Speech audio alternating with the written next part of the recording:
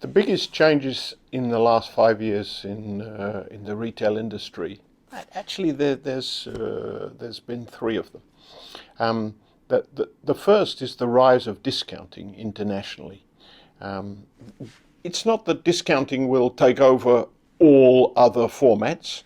It's not that private label will take over, which goes with discounting, of course, will take over all brands. But it's definitely playing a much more significant role than before. And that's meant that the whole industry has had to find a way to become more efficient, to close the price gap towards discounters. And of course, discounters are learning from one another on international best practice on how to be as efficient as possible. So that's kind of change number one. Change number two was COVID. And what COVID did is it made the customer much more conscious about product, food, and premises safety. And I don't just mean disinfecting things, trolley handles and what have you, but they were just much more conscious about consumption affecting your health and your ability to kind of weather these and manage these kind of difficult diseases that the COVID was.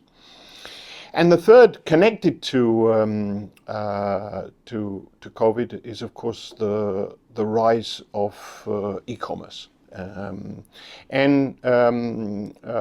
first, old-fashioned retailers like me were rather dismissive of online transactional retailing, wondering how ever it would make a profit. I mean, it's a nice service, but the idea is to make a profit at the end of the day.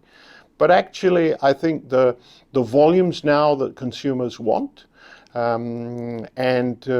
if a retailer is particularly an omni-channel operator, then this can be a profitable business. I've seen it with my own eyes and experienced it, but it's not easy. So these are the three things which I think have affected the industry dramatically in the last 5 years, but it's a never-ending story. This is an industry that's constantly inventing itself.